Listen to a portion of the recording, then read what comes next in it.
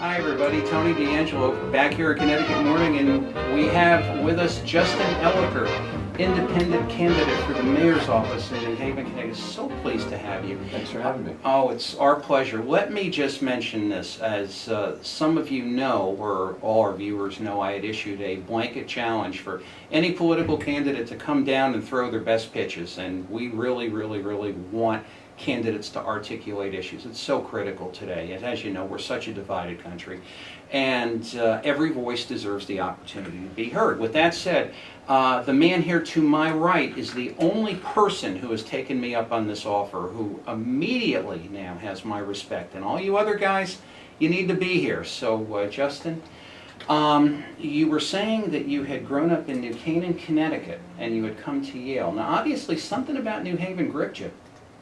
It's a place that I think makes me a better person because of the lifestyle that exists here. It's a city that is dense so that you can have the arts, the culture, the sense of community, the diversity, but at the same time you can have your own backyard garden. You can get to know your neighbor. And there's an excitement in the city and a level of potential and growth that I think doesn't exist in a lot of places in the U.S. So it's a place that I found made me real happy to live here and get involved. Well, you know, it is a place with all of its warts, and every city has warts, and you know, it's never, you're never going to get it exactly right. Not that I am the greatest admirer of him necessarily, but I admire a lot of the work that Rudy Giuliani did with New York, because he did things as mayor that people said that were impossible. You can't clean up Broadway. You can't do something with the Bronx. And you know, he said, no, I'm going to do it, and I did it. Now, of course, there's a whole back and forth of was this good and was this not good, and then later he became America's mayor. But there always is that potential for hope. Now, having said all that, the thing that really has always struck me about New Haven is there are big city resources here, but yet it's manageable. You can, yeah, there's traffic, but you can go somewhere in a car, and yeah, there's world-class theater and world-class arts. And when you talk about people in suburban communities and you say, well, you know, go to New Haven for that, it's like, oh, it's this, it's that, it's whatever. And I guess this is something you'd really like to change. What do you mean it's something The perception. The perception. The perception. Yeah, I think one of our biggest challenges as a city is, yes, we have a lot to offer, but people are fixated on the negative in the city. And that is both our own folks inside the city. I think in many ways we have a complex of our flaws, and we focus on that, but it's also folks outside the city. People are concerned about coming to New Haven because of the crime that exists here. And while there is crime that exists, and we absolutely need to address a lot of the challenges that we face as a city, we can address those problems by focusing on, I believe, our strengths. Because at the end of the day, our strengths are able to help us start to, for example, pay for a lot of the additional officers that we need on our streets to address some of the crime problems, pay for additional teachers and paraprofessionals in our classrooms in order to help improve opportunities for our kids. But by focusing on our strengths, which is a city that has all kinds of things that both the suburbs and our own residents can take advantage of, we can help develop our economy and increase those opportunities, our ability to pay for a lot of the challenges that we face. Now let's talk about the economy, because I, as a small business person here for a number of years, and it's kind of a common refrain, we've always felt that business people are kind of like, well, I don't want to say the redheaded stepchild, but it's been the kind of thing that we haven't really felt that our voice is heard, because like a lot of us will go home at night. We contribute capital to the city. We contribute resources. We bring people here. We spend capital. And yet it just seems that, like for example, my building. And in my building, there's a block that runs between church and maybe the little alleyway between the courthouse. Mm-hmm. And all of my vendors will come in, and every day they'll say, you know, well, the whole block is a bus stop. You know, how can I drop something off? And it's always been the thing of, yes, the needs of the community are such that, yes, you need a bus stop, but yet it's the kind of thing where there's, I don't know how many hundreds of people are in this building every day, and we can't get our supplies. And it's just like, we've never really seemed to I've always felt that if small business could somehow be a part of this mix, maybe we're not contribute hundreds and thousands of jobs, but it's a great place to kind of get and mix and do things if someone was listening to us. And I'm curious to get your pattern here of how you'd like to see New Haven development. I mean, I've heard the thing of which I agree with, that yes, we know it is a city where you can't have a backyard. You can, have this urban suburban thing, which you don't have, and you certainly don't have it in New York. So how does New Haven grow economically? So first of all, I wanted to address something that you had talked about earlier on in your question, and that's the level of engagement that the city has with small businesses in the city. And that's a complaint that I don't just hear from the small business community. I hear from people around the city, the faith community, for example, block watches. People feel in general that the city doesn't collaborate and listen to them as much and engage with them and address the problems jointly. And that's something that we need to change as a city, particularly in these days where we're facing a lot of budget challenges, and we need to find creative ways and cost-effective ways to address a lot of the challenges. Only by working together with all these groups that share the same mission can we do that. We need to be a city that's welcoming small businesses, because small businesses are one of the major generators of jobs in the city. And it's quite interesting, $1 spent in a small business is much more likely to stay in the local economy than $1 spent in, say, McDonald's or even Panera. And that is because small business owners are mostly local owners. They're more likely to hire local people, and they're more likely to spend their dollars on local things. Whereas you go and buy a burger at McDonald's, the majority of that dollar is going to go to shareholders and folks outside the city. So it's critical to attract more small businesses for our own self-interest in the city. Now there's a question of how do we improve our ability to attract businesses to New Haven, how do we improve the local economy, and there's a number of things that we need to do. First of all, we need to, like I said, focus on New Haven's strengths, and those strengths are around things that people around the nation are looking towards, as far as moving back to cities, as far as shopping more in cities.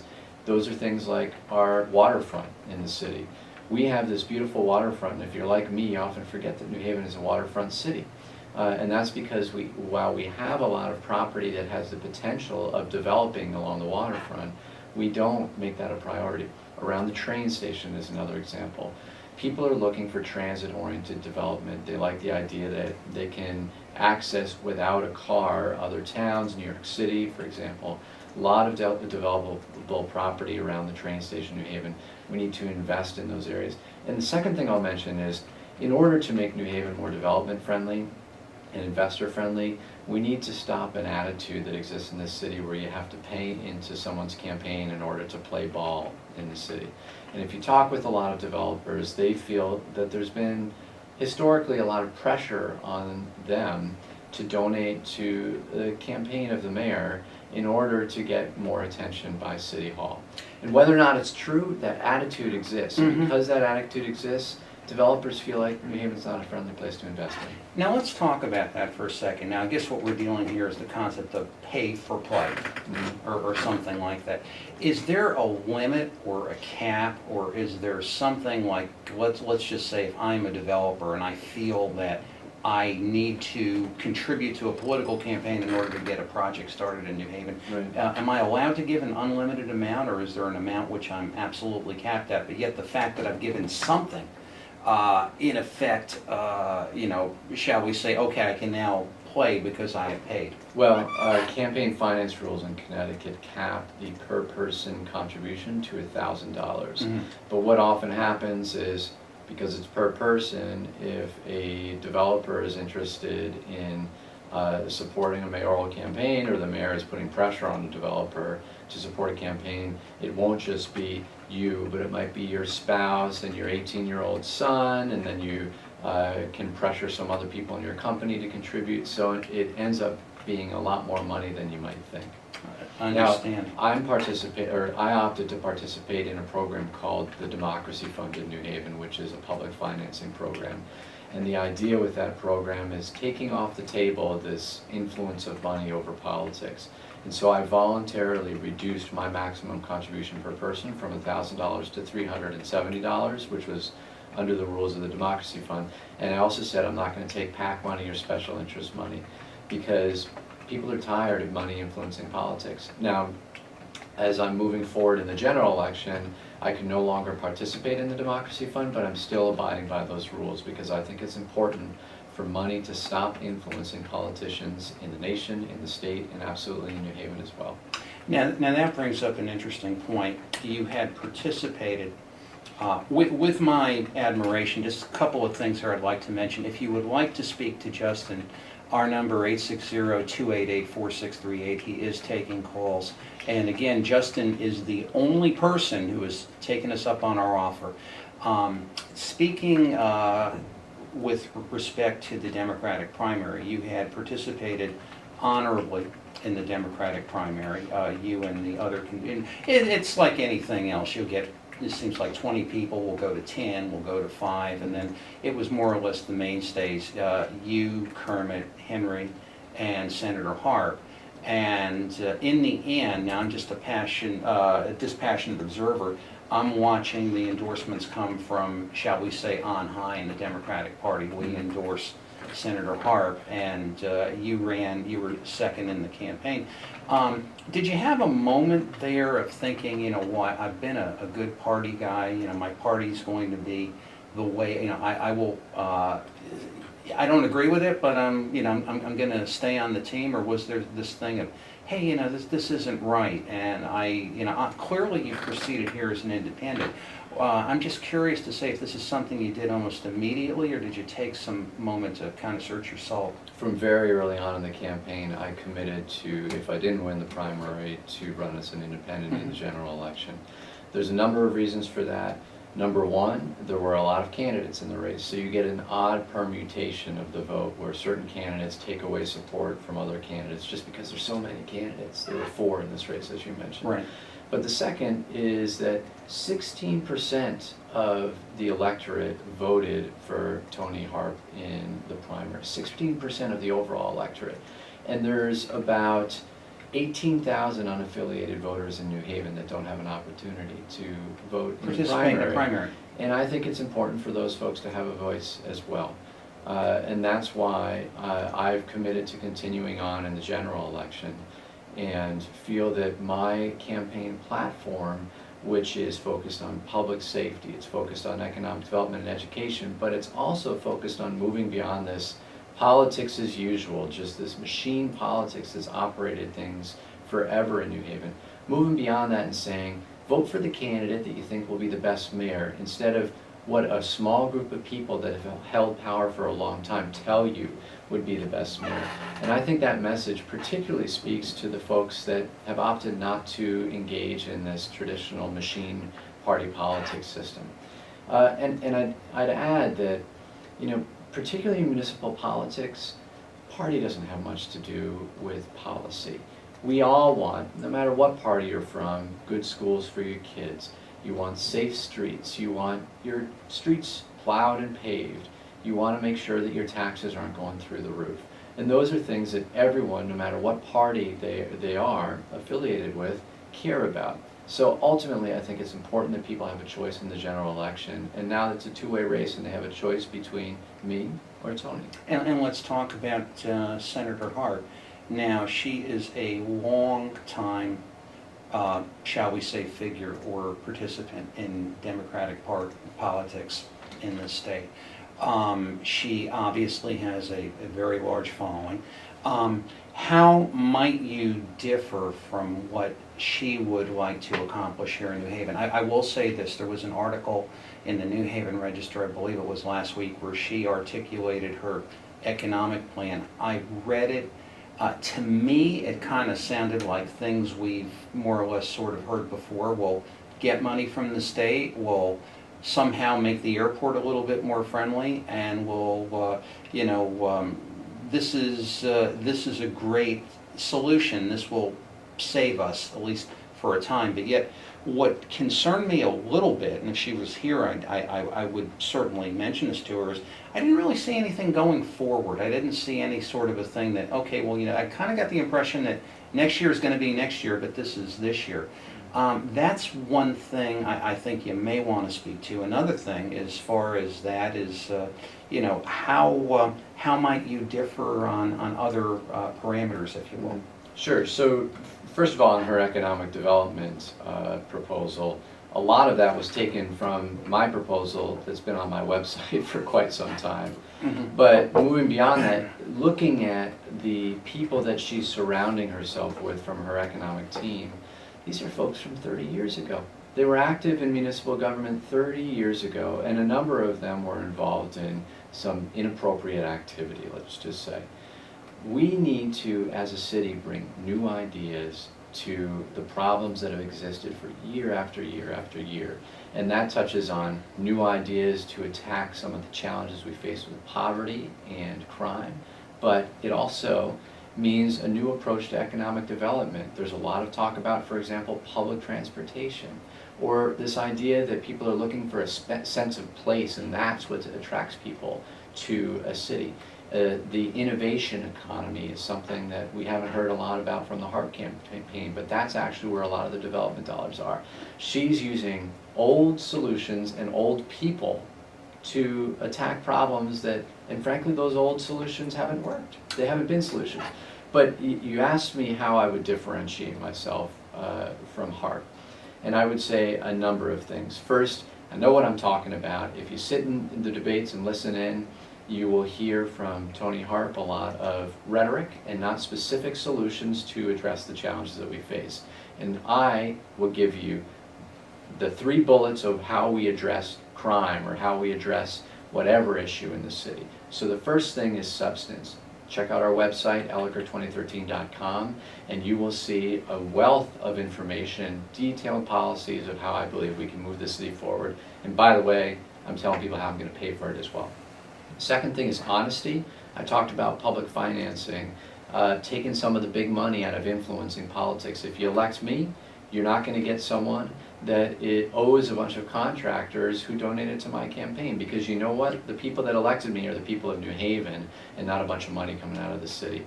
And also I'm being honest about, for example, the finance situation that we're facing in this city. When the police unions asked me, or when we were debating in front of the police union, I said, look, we can't continue the benefits package the way it is, because we want to make sure you actually have a pension in the long term. And we can't do that if the city ends up going bankrupt. Not an easy thing for me to say, and I knew that because of that I would lose some support from the police union, but it's something that we need to talk about as a city. Final thing is accessibility. Look, the fact that I'm here today and you invited me, and if anyone invites me to speak or to talk with them on the phone or whatever, I'm always available to chat with people. And talk about my policies and answer their questions and address their challenges. Whereas Tony has a number of handlers that protect her from the public, and I think that's exactly the opposite of what we need in a mayor as this city moves forward. We need a mayor that is representative, engages with people, and the only mayor that can do that is someone that actually shows up to meetings, that answers your phone calls, that cares about you. Well, you're certainly here today, to which you've earned my respect, whatever that may be worth on the open market. You did hit on something kind of interesting here. Is if you look at cities that grow, and this is, I don't think, me, myself, and I, the events of the past 5 years, starting with the financial collapse and just everything that's gone on since then, and I think any person over the past 5 years has some kind of tale to tell. I don't know either if this is something that would have come about in 20 years, or I don't know if it's just something that was due to come about anyway, but demographically, we're all changing. We're not like, your age, or, my producer Mark's age. Mm-hmm. My generation was, the home in the suburbs, the station wagon, and the 3-acre lot. Maybe some of us received it, maybe some of us didn't. But today it just seems that we're a lot more mobile, we're a lot more, we're not necessarily going to be a suburban society.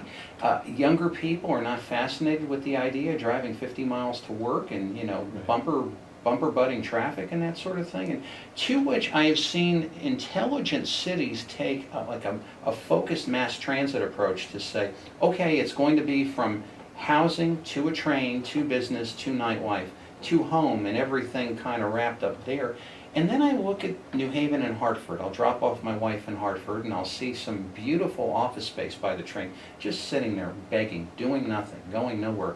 And a train, I'm thinking to myself, Justin, why isn't there a functioning, shall we say, place-to-place railroad in this state? It's a no-brainer. Mm-hmm. And it's a means of attracting people. And there's a million theories for this, you know, the automobile lobby to the real estate lobby to whatever the case may be. But I'm curious as to if you thought about, well, can I work out a synergy with, say, Hartford or Stamford to get this real, shall we say, almost like a subway type of speed transition between cities? Well, so I think you identified part of the problem where we as a society have thought about public transportation only in terms of how you get a person from point A to point B. Right. And we haven't thought about it as a development tool. And the reality is, just like you said, people are moving back to cities, and it's not just young folks, it's seniors who want the same thing. They want that sense of community, they want like-minded people around them, they want walkable neighborhoods so that they don't have to drive everywhere. They want a neighbor that lives close by that can check in on them.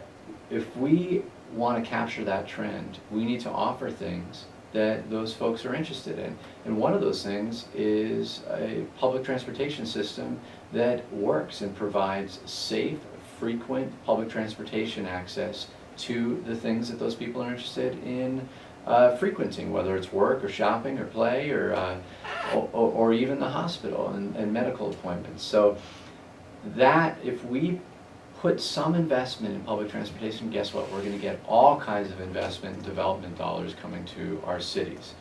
And that will help us develop our tax base, which helps us pay for a lot of the other challenges in the city. It's not just a way of attracting new people, but it's also a job creation mechanism.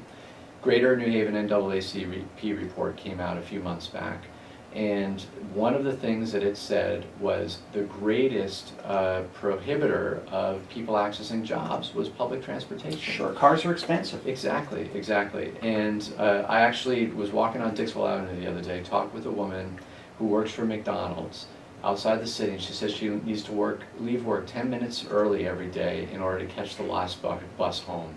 And so she's potentially risking losing her job because we don't have enough provision for public transportation.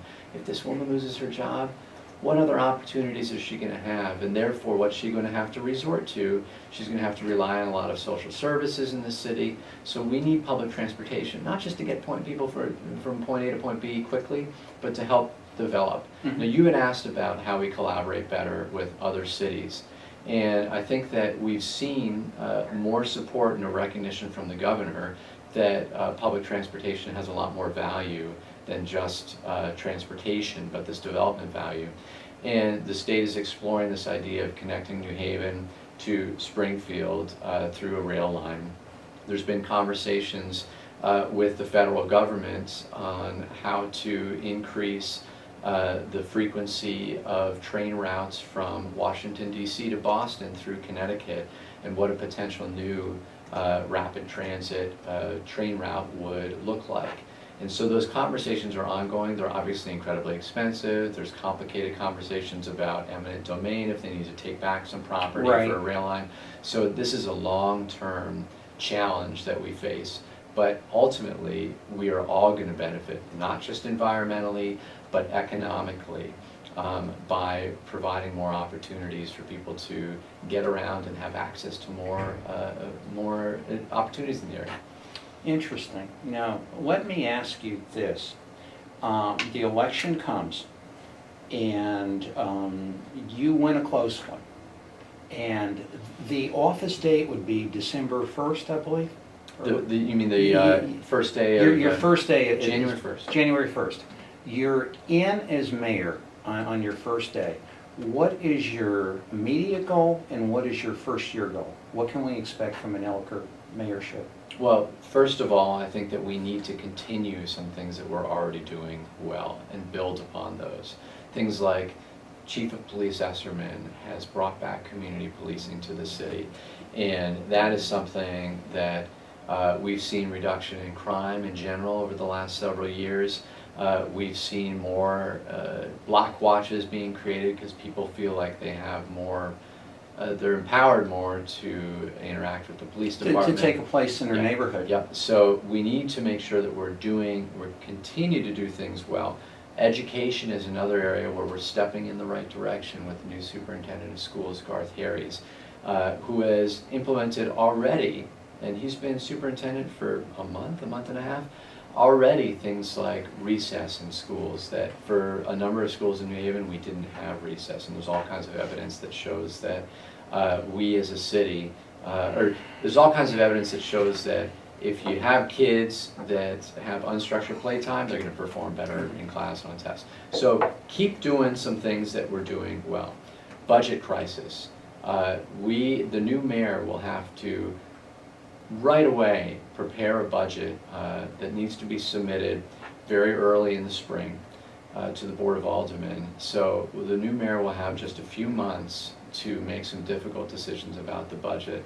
I believe that we need to be capping some of our spending on debt and issuance of debt, because our debt continues to rise every single year, and it makes it much more difficult for us to pay for things like library hours and teachers in schools.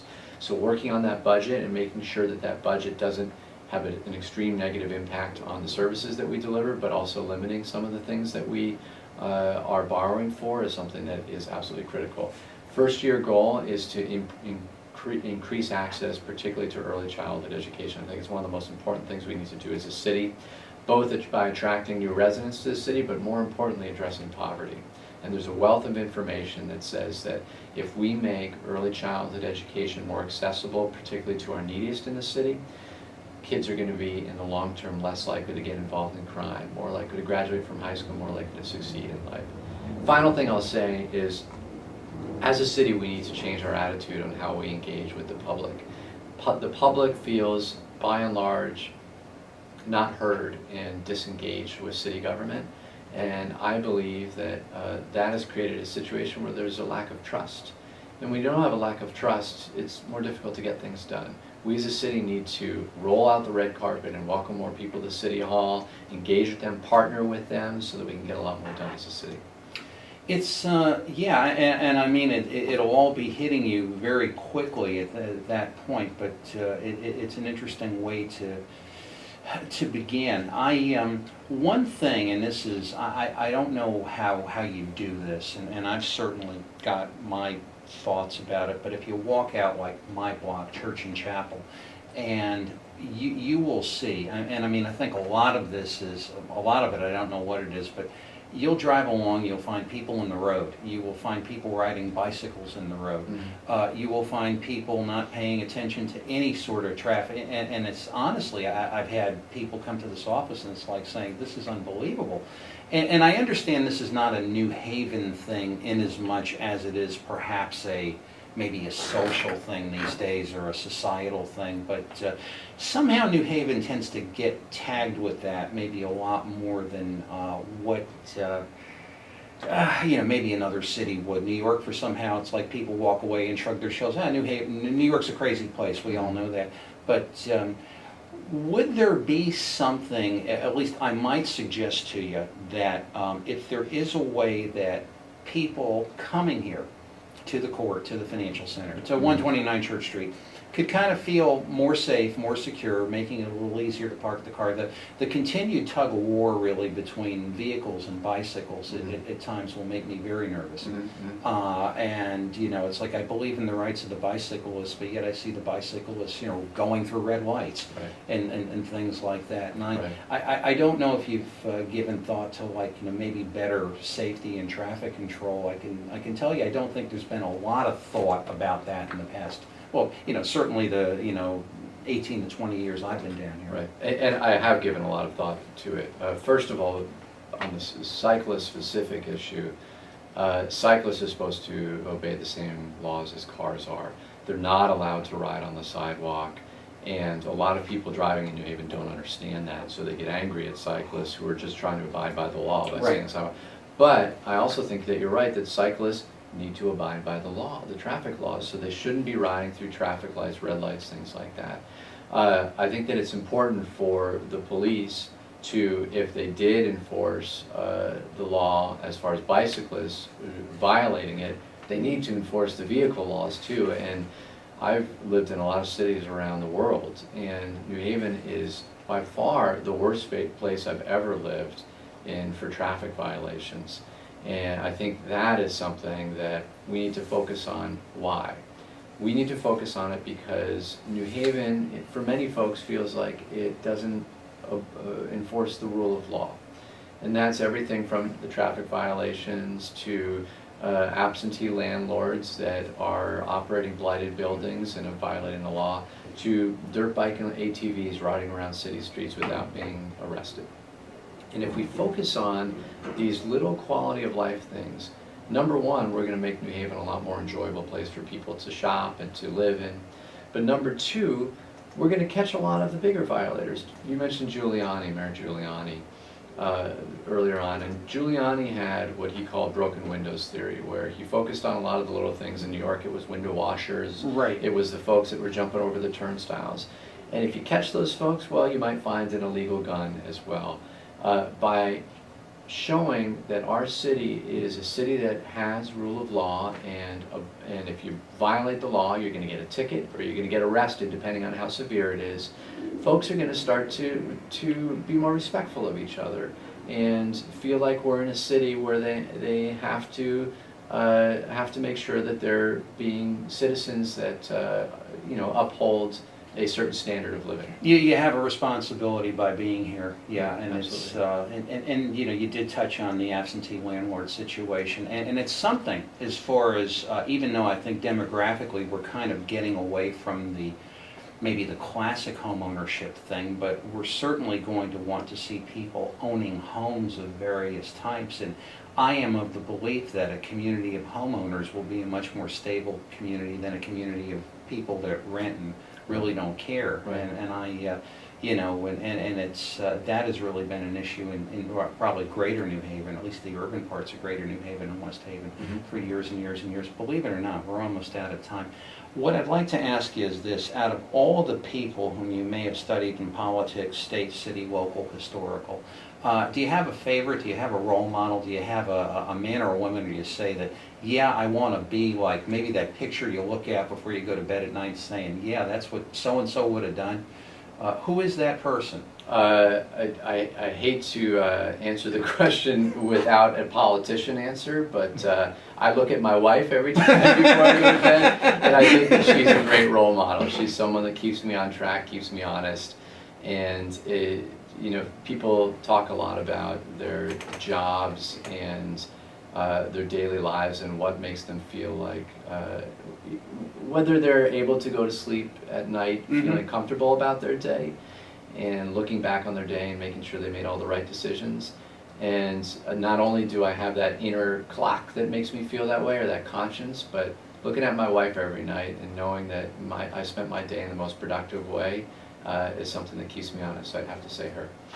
Well, that's a wonderful answer, and I couldn't think of one better. What can I tell you? I wish you every single success going forward, and I would love to see you. I'd love to see you get an at-bat. I really would. I mean, I think there's a lot of good here. I mean, I think a lot of us, here from Maine through thick and thin, and it would be nice to see a different approach to things, because obviously the same approach is, whether you like it or whether you don't like it, it's pardon the terms, gotten us to where we are. Right. So again, best let us know what you're doing. We'll keep abreast, and we'll let folks know where you are. If something's taking place in the campaign, let us know, and we'll be happy to get that on the air, as we would with anyone else. But Justin is the only person who's taken us up in our office this far, and I'm grateful. Thanks, Tom. Our best to you. It was a pleasure. It certainly was. Thank you.